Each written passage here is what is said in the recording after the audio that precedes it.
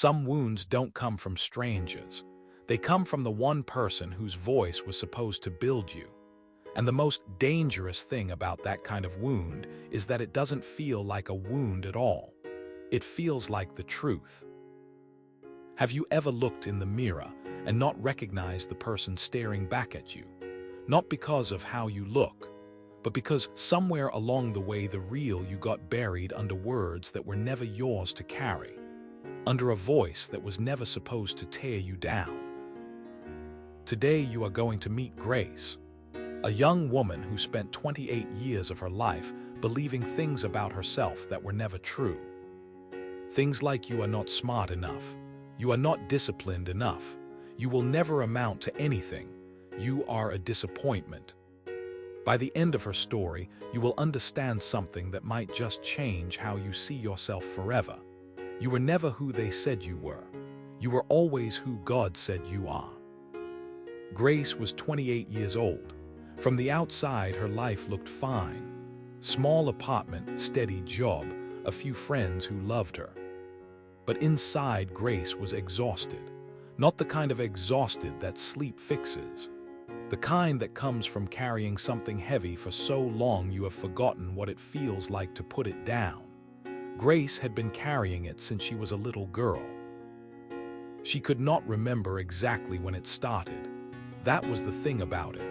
It didn't start with one moment. It came slowly. So slowly she never noticed it happening. Until one day she looked up and couldn't recognize herself anymore. Her father was not a violent man. He never raised his hand. But he had a way of sitting Grace down, looking at her directly and telling her exactly what he thought of her. Not in anger, in the calm, certain tone of someone stating facts. You are not smart enough, Grace. You are not disciplined enough. Look at you. You will never amount to anything. You are a disappointment. He said it when she brought home her results. He said it when she made a mistake. He said it when she tried something new and struggled. He said it so consistently, so calmly, that Grace stopped hearing it as his opinion. She started hearing it as the truth. And this was not a one-time thing.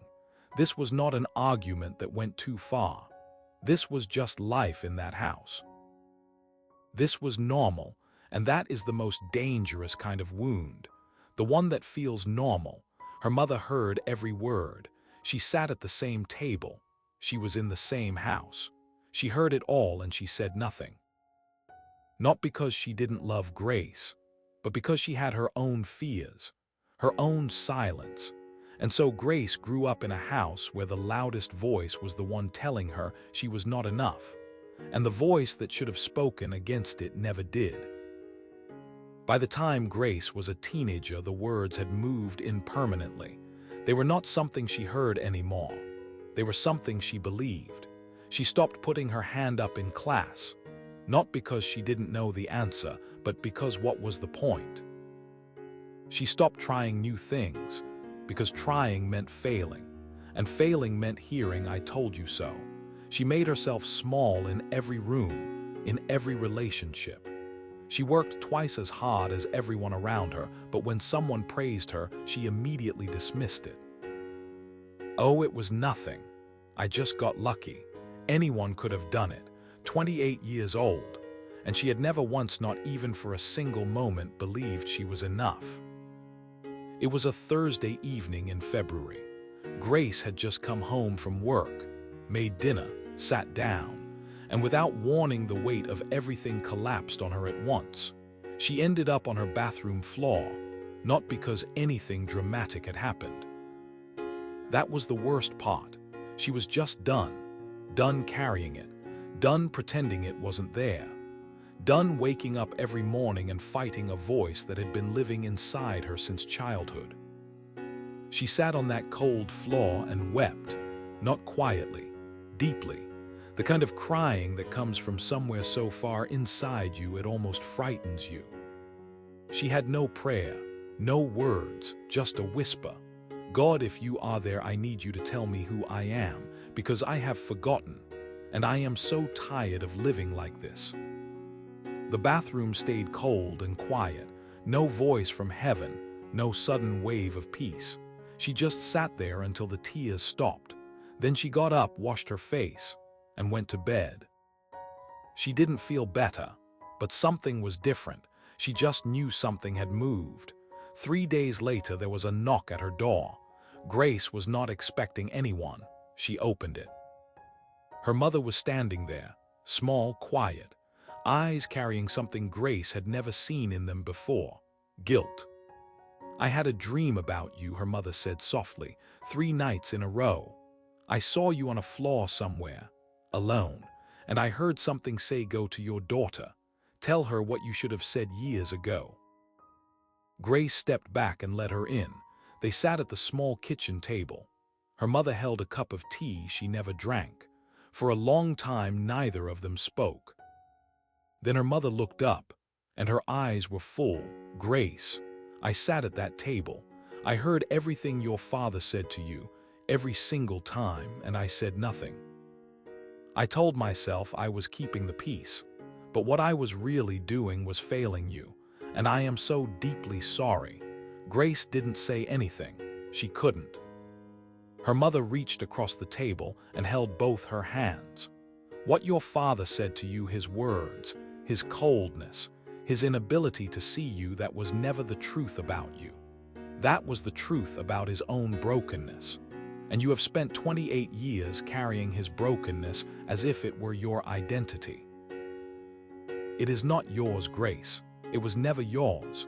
She held her daughter's hands tightly. "Do you know what God says about you? You are fearfully and wonderfully made. God made you on purpose, Grace. Not as a disappointment, not as a burden, on purpose. With intention, with wonder. Before your father ever opened his mouth, God looked at you and called you wonderful." Grace didn't walk out of that kitchen a healed woman. That is not how healing works. She still flinched at criticism. She still apologized too much. She still had mornings where the old voice was loud. But something had cracked open, just enough for light to get in. She started seeing a counselor. She started reading her Bible differently, not searching for rules, but searching for her name, and she found it. Isaiah 43 verse 1 says, "I have called you by name. You are mine, not a disappointment, not invisible." She and her mother started talking again, really talking. The kind of conversations they should have had years ago. And her father, Grace, chose something harder than anger. She chose to see him as a wounded man who never healed. And she chose slowly, imperfectly, to forgive him, not for his sake, for hers. Because she finally understood, as long as she held onto his words as her truth, he was still writing her story. And her story belonged to God. Here is what nobody told Grace growing up. The lies we believe about ourselves feel true because they came from real voices, real people, real moments repeated so many times they became the air we breathed. But feeling true and being true are two completely different things. What was spoken over you was never God's verdict on your life. It was one broken person's inability to see beyond their own pain. And you were the child who stood there every day and concluded, "This must mean something is wrong with me." Nothing was ever wrong with you. And there was something else she discovered. You cannot heal what you refuse to name. Grace had carried those words for over 20 years without ever stopping to ask, "Wait, is this actually true?" The moment she sat on that bathroom floor and whispered, "I have forgotten who I am," was the moment everything became possible. It doesn't have to be a dramatic prayer. It just has to be honest. Name what was done to you. Name what you believed because of it. And then bring it to the only voice whose opinion of you was settled before you ever took your first breath. But the deepest truth of all was this: God has never once agreed with what was said about you. Not once. Not when the words were being spoken over you. Not when you believed them. He knew it. He has always known it. Zephaniah 3 verse 17 says, "The Lord your God is with you. He will take great delight in you. He will quiet you with his love. He will rejoice over you with singing. God is not silent about you. He is singing over you right now.